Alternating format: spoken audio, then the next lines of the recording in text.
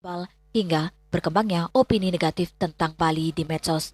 Ketua HPI Bali, Iwayan Nuarte, mengapresiasi Ditjen Telkom Polda Bali yang konsisten melibatkan HPI Bali dalam berbagai forum komunikasi dan diskusi terkait perkembangan sektor pariwisata.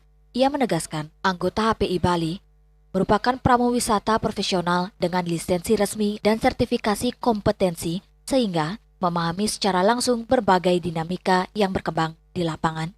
Menurutnya, perkembangan teknologi informasi dan media sosial saat ini memiliki pengaruh besar terhadap citra pariwisata Bali. Iwayan Nuarte turut mengapresiasi inovasi Polda Bali melalui aplikasi Cakrawasi yang dinilai mampu menjadi sarana komunikasi dan pelaporan informasi secara cepat antara masyarakat, pelaku pariwisata, dan aparat keamanan dalam mendukung deteksi dini berbagai potensi gangguan Kamtibnas. Acara ini merupakan acara silaturahmi, sinergi dan kolaborasi dengan pihak Dirjen Telkom Polda Bali yang sangat luar biasa. Kita harus mengapresiasi kegiatan ini untuk kita tindak lanjuti dalam hal bagaimana melakukan penataan tata kelola pariwisata Bali yang lebih baik ke depan. Harapan ke depan kita Bali ini menjadi betul-betul menjadi destinasi dunia yang berkualitas. Ya, perlu ada satu penegakan aturan yang bersifat berkesinambungan, berkelanjutan itu, sehingga betul-betul Bali tertata dengan baik. Senada dengan hal tersebut, Sekretaris 2 DPD HPI Bali, Gusti Landang Oko menekankan pentingnya penguatan komunikasi dan koordinasi antara HPI Bali dan seluruh pemangku kepentingan pariwisata dalam menghadapi berbagai tantangan sektor pariwisata yang terus berkembang. Profesi pramuwisata telah memiliki dasar hukum yang jelas melalui regulasi daerah, sehingga setiap individu yang menjalankan kegiatan pemandu wisata wajib memiliki lisensi sesuai ketentuan yang berlaku. HPI Bali juga terus berkolaborasi dengan Dinas Pariwisata Provinsi Bali dalam proses rekrutmen, pembinaan, dan peningkatan kompetensi calon pramuwisata. Pihaknya menyoroti masih adanya praktik pemandu wisata tanpa lisensi yang berpotensi menurunkan kualitas pelayanan dan menimbulkan persaingan yang tidak sehat di sektor pariwisata. Seluruh peserta sepakat, pramuwisata memiliki peran strategis sebagai garda terdepan pariwisata Bali. Sinergi antara pemerintah, aparat keamanan, HPI, dan seluruh pelaku pariwisata dinilai penting untuk menjaga citra positif Bali, meningkatkan profesionalisme pramuwisata, menekan praktik guide ilegal, dan memperkuat deteksi dini terhadap potensi gangguan yang dapat mempengaruhi stabilitas keamanan dan keberlanjutan sektor pariwisata Bali. Selamat siang dari DPD HPI Bali. Dengan adanya kegiatan hari ini, kami sangat terima kasih sebab kami dirangkul di lapangan dan dilindungi di lapangan. Kedepannya kita bersama-sama mengkolaborasi atau mengamankan Bali dalam artian kita ingin mewujudkan yang namanya pariwisata kedepannya yang berkesinambungan, Pak. Harapan kedepannya semoga dari pihak kepolisian Polda Bali melalui Intelkamnya kita berkolaborasi menyikapi permasalahan lapangan dan satu demi satu permasalahan itu bisa kita selesaikan sehingga kedepannya pariwisata Bali bisa berjalan secara berkesinambungan dan berkelanjutan. Kegiatan berlangsung dalam suasana penuh keakraban dan diakhiri dengan foto bersama serta ramah tamah sebagai wujud komitmen bersama menjaga Bali tetap aman, nyaman, dan berkualitas sebagai destinasi wisata dunia. Tim Liputan, Bali TV. US Asian Business Council USABC menggelar forum bertajuk Impacts of Innovation on Bali's Economic Development, a showcase of US companies initiatives di Kuta Badung pada hari Kamis 4 Juni 2026. Kegiatan ini menjadi wadah kolaborasi antara perusahaan-perusahaan Amerika Serikat, pemerintah daerah, akademisi, media, dan berbagai pemangku kepentingan dalam mendorong inovasi yang berkontribusi terhadap pembangunan ekonomi Bali.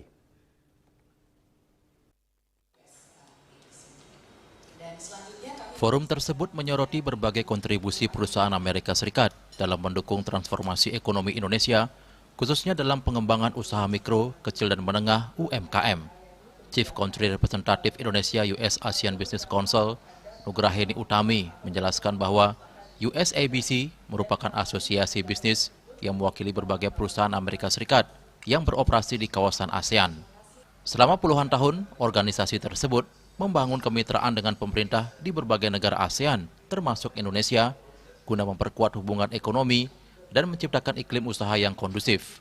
USABC berperan sebagai jembatan dialog antara dunia usaha dan pemerintah dalam membahas berbagai kebijakan yang berdampak terhadap sektor bisnis.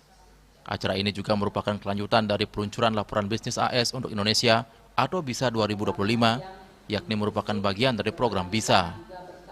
Dan harapannya dengan dialog tersebut kita dapat melakukan pertukaran pandangan bagaimana perusahaan-perusahaan Amerika Serikat ini yang melakukan bisnis di Indonesia terus berkontribusi terhadap perekonomian yang ada di Indonesia dan tidak hanya di level nasional tapi juga di tingkat provinsi. Dan nantinya kami juga mengundang perusahaan-perusahaan anggota itu akan menjelaskan sebenarnya kontribusi dan kegiatan apa saja yang sudah dilakukan di Bali.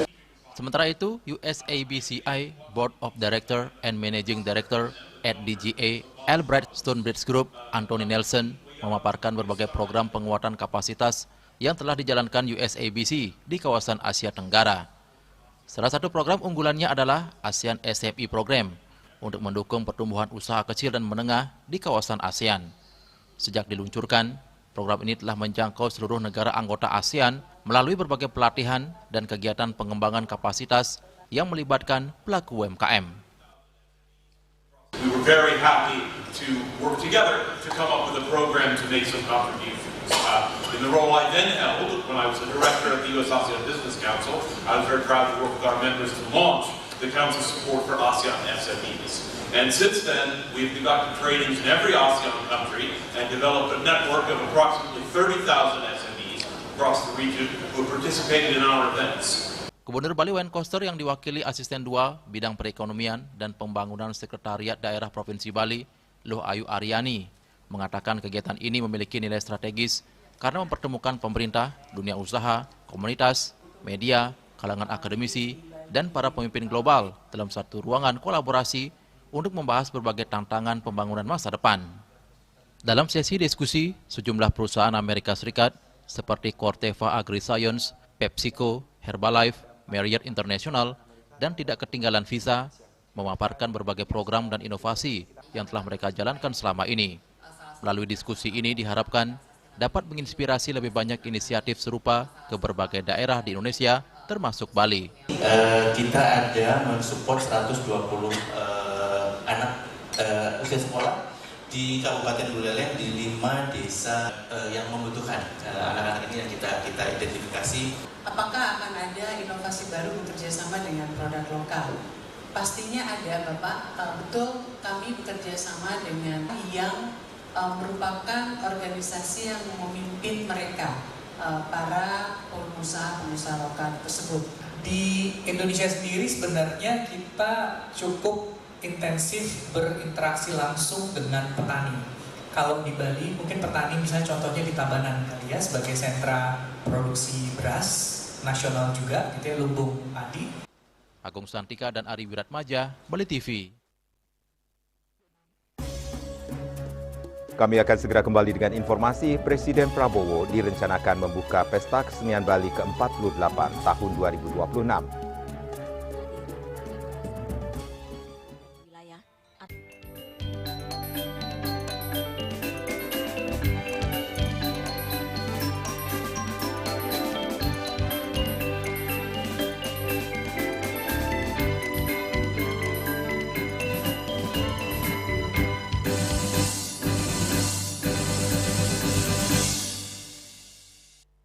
Kenal Veronica kok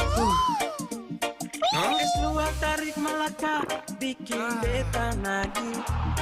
Biji kopi asli dari es luar hitam baru, hitam pekat bikin beta gembira tempat melaju. Es luar white coffee nikmat enak bikin nagih kok.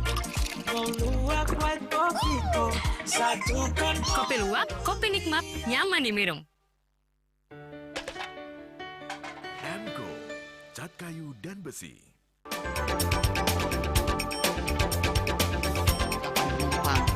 pihak bandara telah melayani sebanyak 192.284 penumpang baik domestik maupun internasional. Operator mengatakan dari kunjungan wisatawan mencapai 3.000 pengunjung per hari tersebut. Ini mengacu pada perdagangan harga gabah yang juga semakin mahal saat ini. Kondisi itu pun membuatnya tidak maksimal memenuhi permintaan pasokan beras bagi pelanggan dan loyalitas anggota Linmas. Hadir dalam kegiatan pelatihan dan pembekalan tersebut,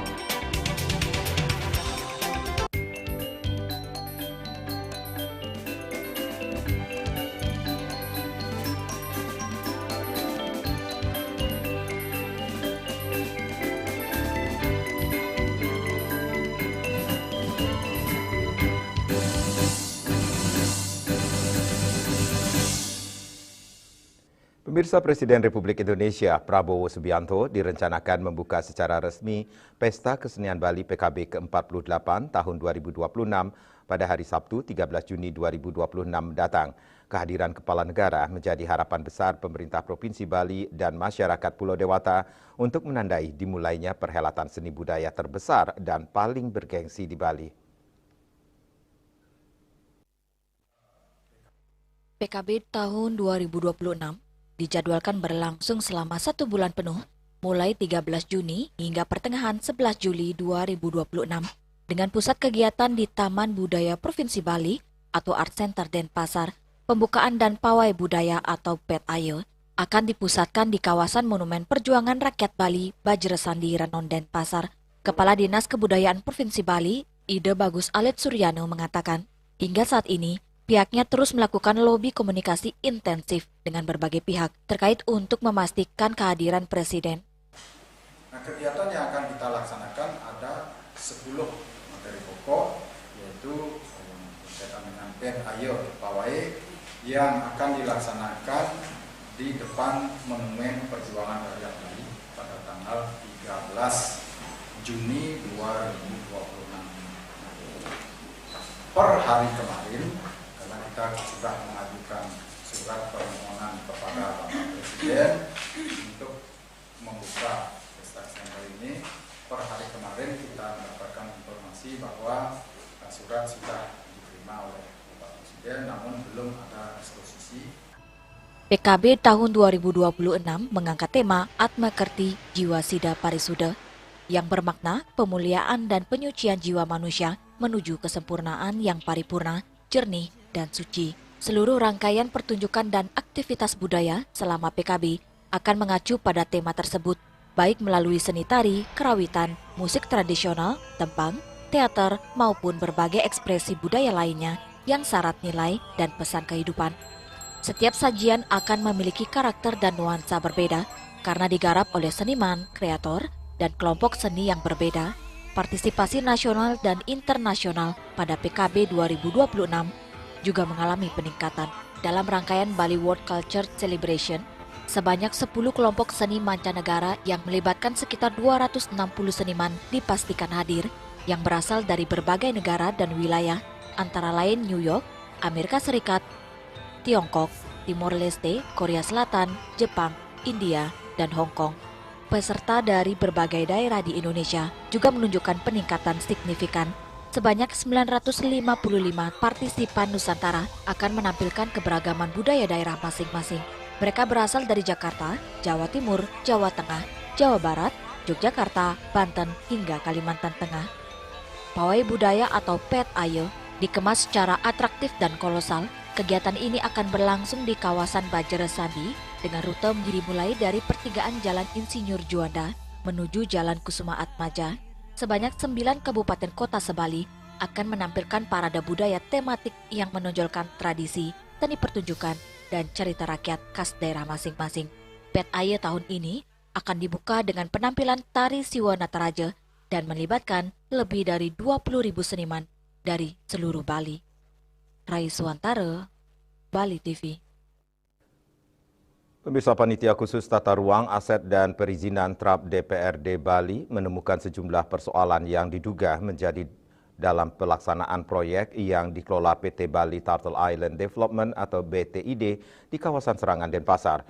Temuan tersebut kemudian menjadi dasar bagi Pansus untuk menyampaikan rekomendasi kepada Ketua DPRD Bali.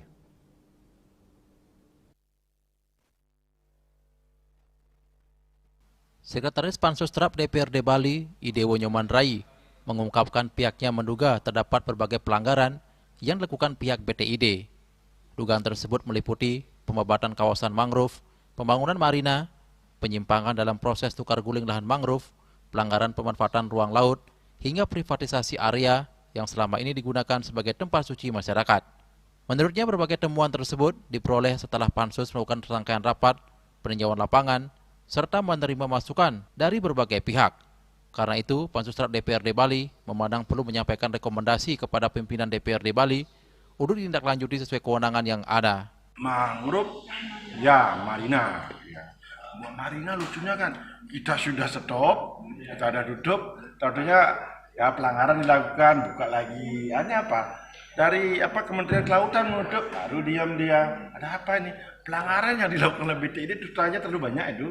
Ya, satu terhadap mangrove, kedua terhadap marina sudah jelas itu. Ketiga juga masih banyak simpang siur sana. Tukar guling fiktif. Bukan 3-4, even more itu bahkan lebih. Sementara itu pihak PT Bali Turtle Island Development menyatakan menghormati fungsi pengawasan DPRD Bali melalui Pansustrap. BTID juga mengaku terus mengikuti perkembangan rekomendasi yang telah disampaikan kepada pemerintah Provinsi Bali. BTID menegaskan hingga saat ini masih menunggu komunikasi resmi dari instansi yang berwenang terkait sejumlah rekomendasi yang dihasilkan Pansustrap DPRD Bali. Pihak BTID menyatakan akan pelajari dan menindaklanjuti setiap arahan sesuai ketentuan yang berlaku setelah menerima pemberitahuan resmi dari pemerintah maupun lembaga terkait. Polemik mengenai pengembangan kawasan Serangan sendiri masih menjadi perhatian publik karena menyangkut isu pelestarian lingkungan, perlindungan kawasan pesisir dan mangrove, serta keberlanjutan akses masyarakat terhadap kawasan yang memiliki nilai budaya dan spiritual. DPRD Bali melalui Pansustrap diharapkan dapat terus mengawal proses tersebut guna memastikan seluruh kegiatan pembangunan berjalan sesuai aturan yang berlaku. Yana dan Agung Kompiang, Bali TV. Permasalahan sampah di Bali hingga kini masih menjadi pekerjaan rumah bersama yang membutuhkan perhatian dan keterlibatan seluruh elemen masyarakat. Upaya penanganan sampah tidak hanya menjadi tanggung jawab pemerintah, tetapi juga memerlukan partisipasi aktif masyarakat sebagai pihak yang menghasilkan sampah setiap hari.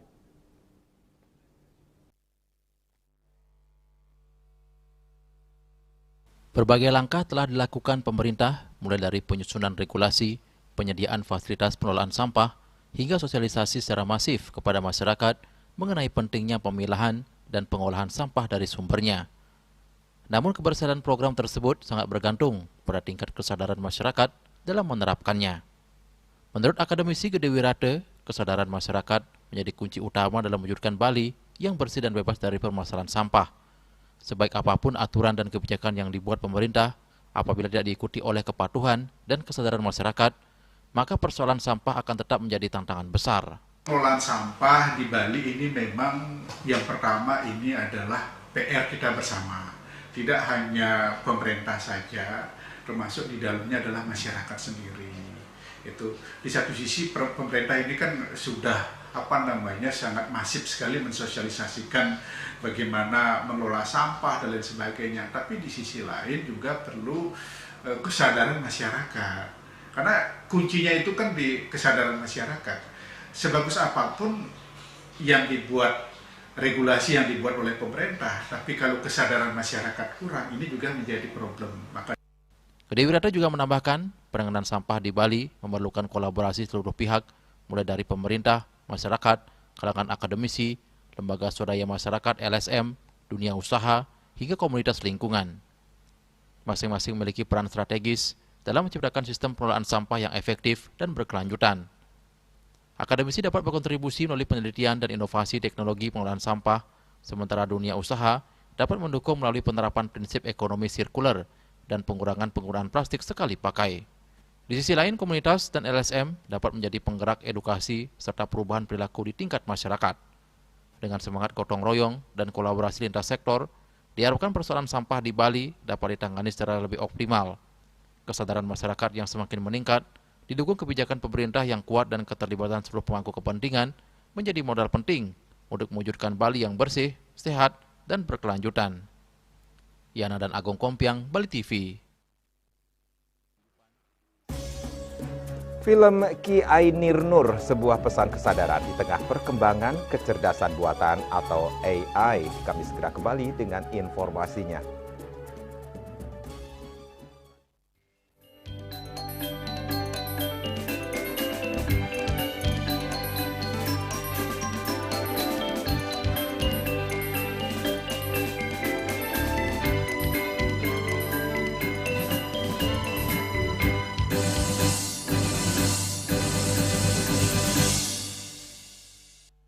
Kenal Veronica kok es luar tarik Melaka bikin beta nagih. Biji kopi asli dari es luar hitam baru. Hitam pekat bikin beta gembira tanpa laju. Es luar white coffee nikmat enak bikin nagih kok. Mau luwak white coffee kok satukan. Kopi luwak, kopi nikmat, nyaman diminum.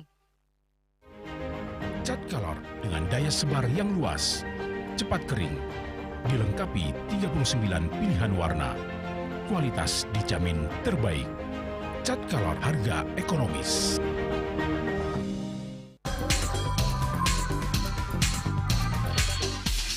This indicates that Bali has recovered after the COVID-19 pandemic and has become the main destination for world tourists. However, Balinese menu choices are also getting richer, such as Sam-Sam Guling, Kuah Balung, and Hawar Babi. Although many restaurants serve similar menus made from pork, Sky, they leave behind telltale characteristics of fragments of DNA circulating in the blood, called cell-free DNA.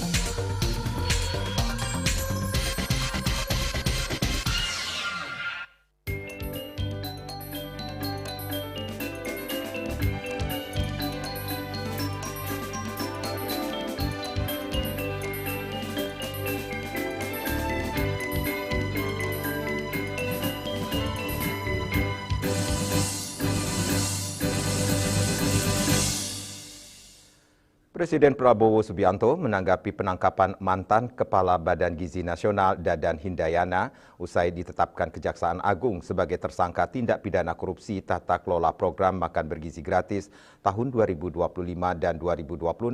Presiden Prabowo mengaku diteguhkan ucapan ayahandanya Profesor Sumitro Joyo Hadikusumo yang mengingatkan agar tetap dan ingat pada rakyat Indonesia dalam mengemban tugas amanah dari negara.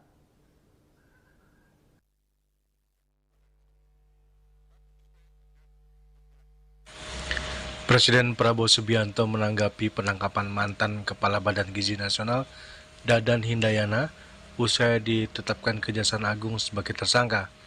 Dadan bersama dua mantan wakil Kepala BGN yakni Sony Sojaya dan Ledowik Pusung diduga melakukan tindak pidana korupsi tata kelola program makan bergizi gratis atau MBG pada tahun 2025 hingga 2026. Dalam pidato sambutannya, Prabowo pun menyinggung proses penggantian pimpinan BGN dan menyebutnya sebagai langkah yang tidak mudah. Hal itu disampaikannya saat berpidato dalam acara Building Indonesia Future Generation di Sentul International Convention Center, Kabupaten Bogor, Jawa Barat.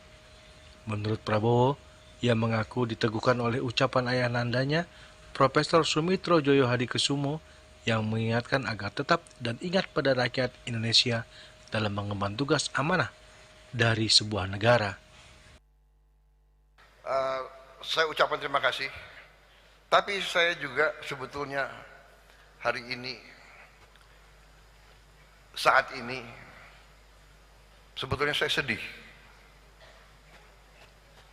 Saya tidak bisa tutupi bahwa saya dalam keadaan sedih. Karena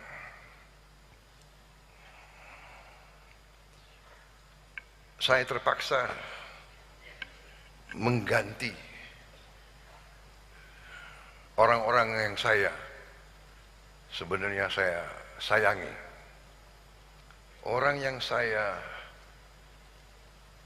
percaya, orang yang saya berikan tugas untuk negara yang sangat berat. Saya tidak mau banyak komentar karena mereka-mereka ini menghadapi masalah penyelidikan hukum. Karena itu saya tidak boleh banyak komentar, nanti seolah saya mempengaruhi. Tapi yang jelas, mengganti mereka itu tidak ringan bagi saya. Tapi saya ingat kata-kata almarhum ayahanda saya, Profesor Sumitro, pernah mengatakan kepada saya, Prabowo, kalau suatu saat kau dalam keadaan bingung atau keadaan ragu-ragu, ingat, berpihaklah selalu kepada rakyatmu.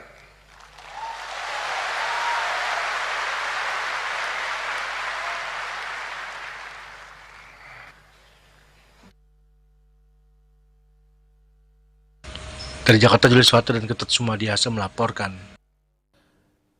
Pemirsa, pengamat politik Adi Prayitno menilai lagu Mas Bahlil Ganteng yang kini viral justru membawa keuntungan politik bagi Partai Golkar. Melalui lagu tersebut, sosok Ketua Umum Partai Golkar, Bahlil Lahadalia, tentunya akan semakin dikenal publik.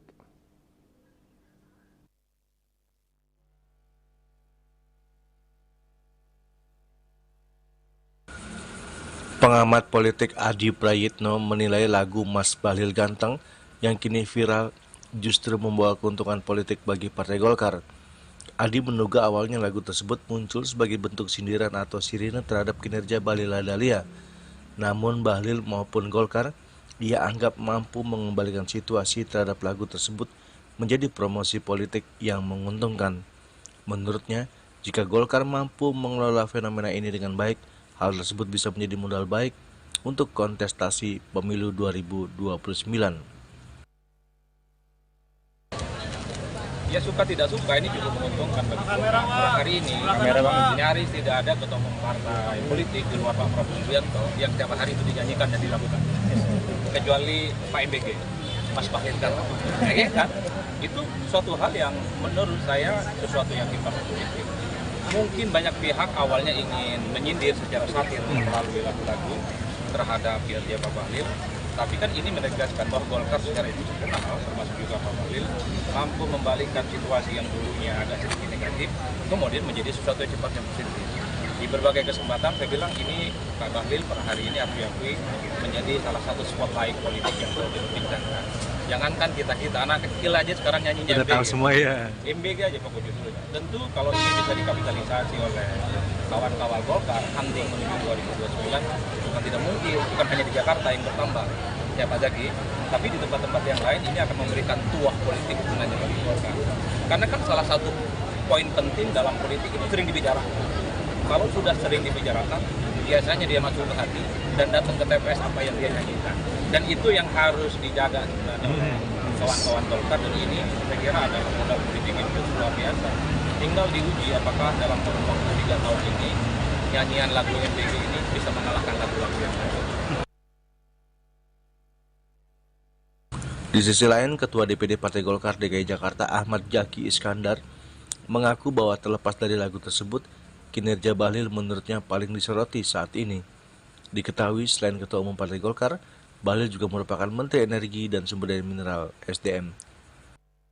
Ini salah satu spotlight dan juga salah satu menteri yang melaksanakan tugasnya apa yang diberikan ya, dan juga mandatkan oleh Bapak Presiden dan oleh masyarakat.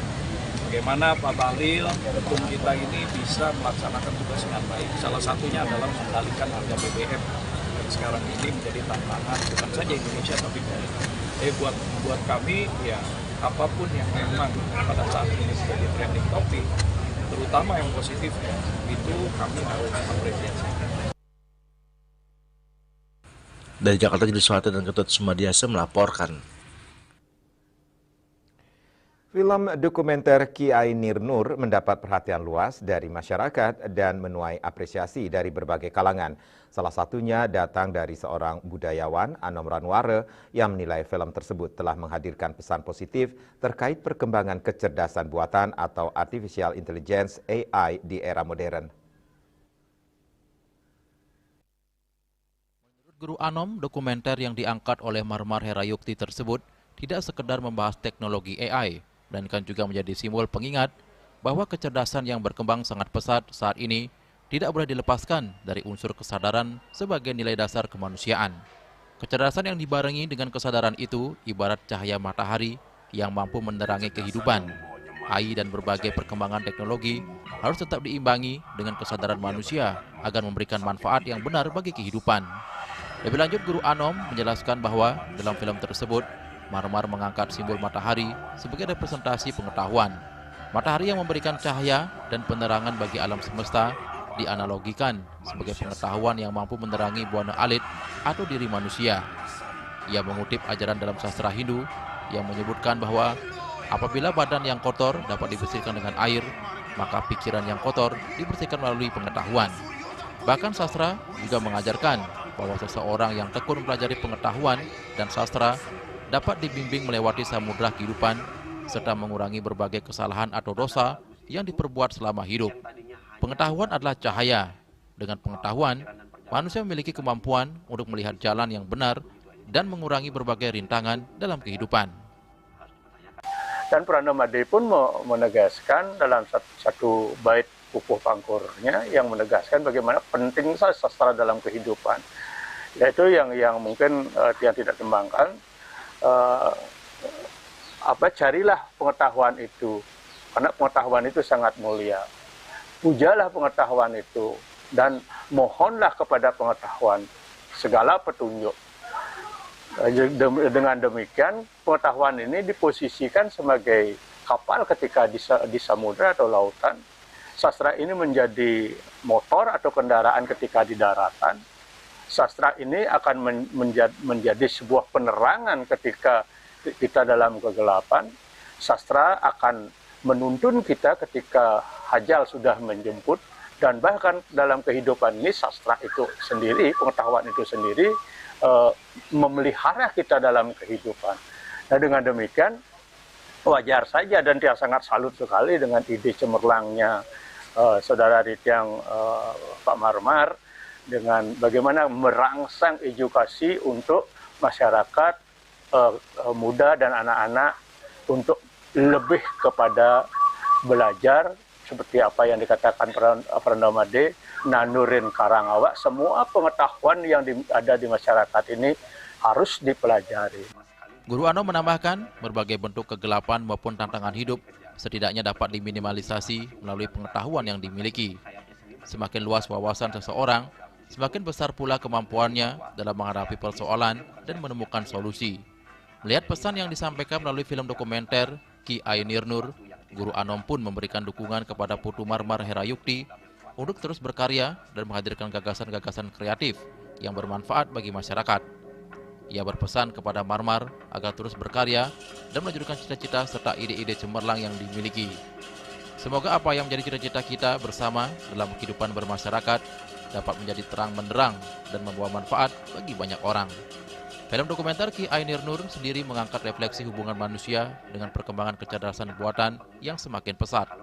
Melalui pendekatan budaya dan nilai spiritual, film ini mengajak masyarakat untuk memahami bahwa kemajuan teknologi hendaknya selalu berjalan seiring dengan kesadaran, kebijaksanaan, dan nilai-nilai kemanusiaan. Hendra, Bali TV. Pemirsa, jangan beranjak dulu, kami segera kembali dengan laporan menarik lainnya.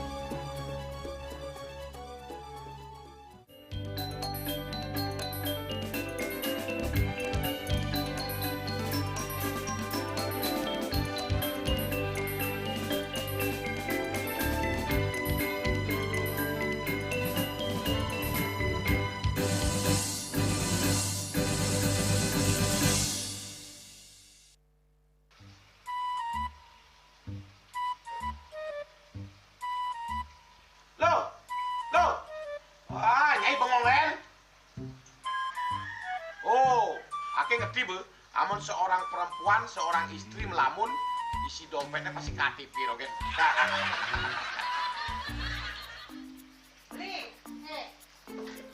Awake hanya belajar lebih tenang menikmati hidup dengan proses tanpa harus protes. Loh, hidup itu adalah sebuah perjalanan, bukan perbandingan. Maka jangan pernah kamu bandingkan prosesmu dengan orang lain, karena kita berdiri di bumi yang sama dengan takdir yang berbeda. Oh, ini bertakdir awaknya nganten nggak beli, saya proses tapi stres. Wah, mula punya Nyai. Takdir ya Nyai. Ini pijat tangan lu. Sakit kaki awak-awaknya. Apa?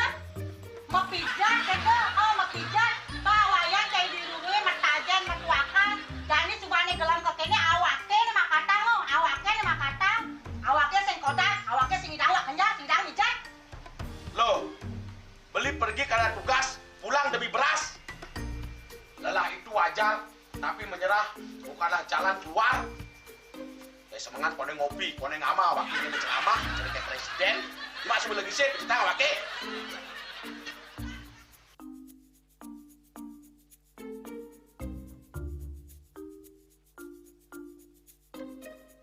Kene be, kene awaknya makatang, awaknya bermedati ngencanang dongkang ini.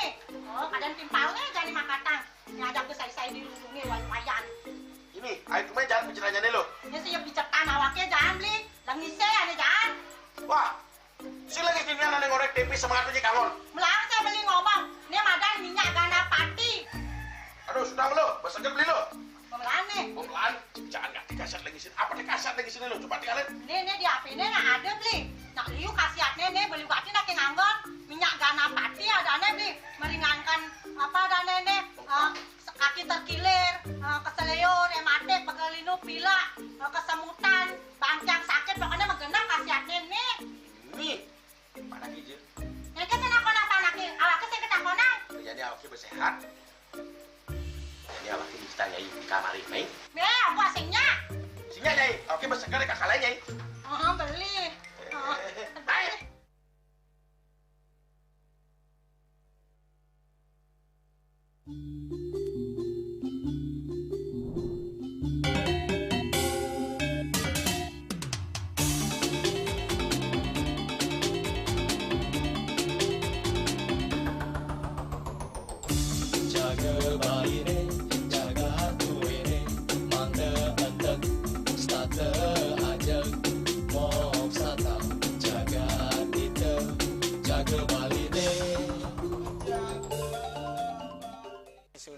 Pemangku peseraman tetap mengusahakan pendidikan moral.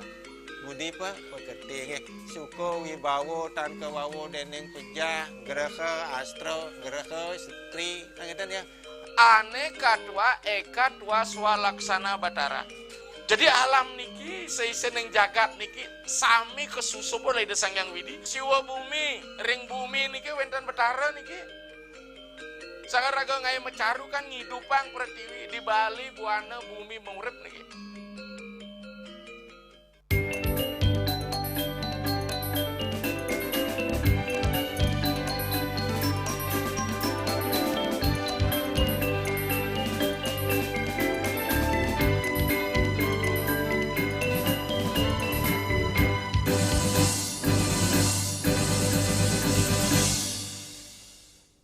Pemirsa, pesisir pantai Camplung, Desa Banyuasri, Singaraja, Buleleng kembali didatangi penyu hijau untuk bertelur.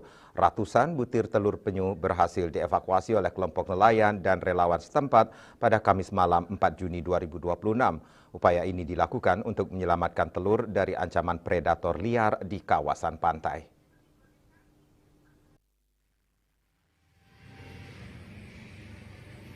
Musim bertelur penyu hijau yang diperkirakan berlangsung hingga Agustus mendatang menjadi momen yang dinantikan para nelayan yang tergabung dalam kelompok usaha bersama di bawah naungan relawan Kurma Segara Raksa Banyuasri. Pada Kamis sore hingga malam 4 Juni 2026, ratusan butir telur penyu berhasil ditemukan dan dievakuasi dari 2 titik sarang di kawasan Pantai Camplung, Desa Adat Banyuasri. Telur-telur tersebut berhasil diselamatkan dari ancaman anjing liar yang kerap berkeliaran di sepanjang pesisir pantai. Sekitar pukul 3 dini hari, 2 ekor penyu naik ke pantai untuk bertelur. Pada titik pertama, ditemukan sebanyak 73 butir telur, sementara pada titik kedua, ditemukan sebanyak 109 butir telur. Kelompok nelayan bersama relawan kemudian bergerak cepat melakukan evakuasi dan memindahkan telur-telur tersebut ke bak penampungan sementara. Langkah ini dilakukan sebagai upaya penyelamatan awal agar telur tetap aman hingga proses penetasan. Jadi telur-telur yang kita evakuasi ini sementara kita amankan dulu di bak-bak penampungan seperti ini. Ini darurat. Nah, tujuannya ya untuk penyelamatan sementara nanti kita akan membuat bak yang sesuai dengan standar spek yang disarankan oleh dinas. Tapi saat ini kita belum mampu untuk itu. Jadi kita evakuasi dengan kondisi darurat. Tapi tetap kita buat semirip mungkin dengan habitat aslinya yang di pantai. Nyoman Satwike menjelaskan, bak penampungan yang dibuat saat ini berfungsi sebagai tempat penyelamatan sementara telur penyu, meskipun belum sepenuhnya memenuhi standar konservasi. Kondisi di dalam bak dibuat semirip mungkin dengan habitat alami penyu di alam liar. Pihaknya berharap seluruh telur yang berhasil diselamatkan dapat menetas dengan baik. Melalui upaya sederhana ini, para nelayan dan relawan berkomitmen turut menjaga kelestarian populasi penyu hijau yang keberadaannya semakin langka di alam. Yasir Yuli, Bali TV. Pemirsa, Bali Timur ternyata memiliki koleksi pantai-pantai nan indah. Salah satunya Pantai Songan di Desa Tukad Item, Seraya Timur, Karangasem. Pantai ini tersembunyi, nyaris tidak ada yang tahu, namun memendam keindahan yang memanjakan mata.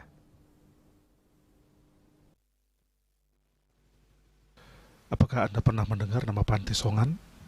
Sangat jarang, bukan? Ya, Pantai Songan ini memang berada di daerah yang cukup terpencil, tersembunyi dan jarang dikunjungi wisatawan. Dan inilah Pantai Songan di Desa Tukad Item, Seraya Timur, Karangasem. Diperlukan 2 jam perjalanan dari Denpasar untuk bisa mencapai pantai dengan pasir hitam ini. Pantai ini sangat layak disebut surga tersembunyi yang sesungguhnya, bukan sekedar gimmick atau judul clickbait di media sosial. Karena letaknya memang tersembunyi, jarang dikunjungi orang, bahkan lalu lintas pun sangat sepi di jalanan desa ini. Namun pemandangan di sini sangat memukau, membuat kita betah berlama-lama di sini. Suasana di desa ini pun sangat sepi, sangat jauh berbeda dengan suasana destinasi pariwisata di Denpasar maupun Badung. Dengan segala potensi keindahannya, pantai ini masih orisinil, nyaris tanpa ada bangunan hotel maupun villa dan dentuman beach club. Dari atas bukit ini kita akan bisa melihat Selat Bali, Pulau Lombok di kejauhan di ufuk timur, bahkan Gunung Rinjani terlihat jelas dari sini. Di pesisir pantainya, puluhan perahu nelayan tampak terparkir rapi. Deburan ombak berwarna putih menerjang bibir pantai dengan pasir hitamnya membuat pemandangan dari atas bukit makin memukau. Keindahan Pantai Songan ini mencoba dimanfaatkan oleh warga lokal untuk membuka usaha warung kopi. Dan memang benar, ngopi di warung sederhana dengan view bintang 5 ini sangatlah menenangkan jiwa. Secara geografis, pantai ini terletak di bawah bukit, dan untuk bisa mencapai pantai ini, kita harus menuruni anak tangga hasil swadaya masyarakat setempat. Ibu Ketut Perti, pemilik warung di atas Pantai Songan ini menuturkan bahwa sangat jarang ada kunjungan wisatawan asing maupun lokal ke Pantai Songan ini, dan lebih banyak dimanfaatkan oleh warga setempat yang berprofesi kebanyakan sebagai nelayan. Pantai Songan. Pantai Songan. Iya. Oh, Benten jalan turun ke sana? Benten. Lewat mana itu? Gitu. Lewat tangga. Iya, tangga bambu setengah, tangga beton setengah. Oh, jauh ke bawah itu, Bu? Tahun, empok nanti. Untuk kapal-kapal ini, kapal apa itu, Bu? Kapal nelayan. Siro berdua ini, Bu? Masyarakat ini. Kebanyakan nelayan nih? Iya, kebanyakan nelayan. Berarti sudah selesai pulang dari melaut nih, Bu? Iya. Kapal. Iya, pun kapal melaut. Biasanya berangkat jam berapa nih, Bu? Jam 4 pagi. Iya. Pulang jam? Jam 10. Berarti jam mungkin parkir ke ceritanya, Bu? Iya, parkir. Iya. Mungkin tapi ulam, Bu, yang banyak sekarang, Bu. Iya. Oh, ikan yang banyak. Oh, kan mungkin. Kosong mungkin. Kosong, tapi sering sih ada nih. Maksud yang musim napi makin? Oh, ikan tongkol. Tongkol. Iya, ikan tongkol. Bagi Anda yang ingin melihat Bali yang masih asli, jalan-jalan ke pesisir Bali Timur bisa menjadi pilihan khususnya di daerah Seraya Karangasem. Sepanjang perjalanan, Anda akan disuguhkan pemandangan alam dan pantai yang masih asri dan begitu indah. Riasa Bali TV. Kini kami sampaikan informasi perakiran cuaca untuk kabupaten kota di Bali.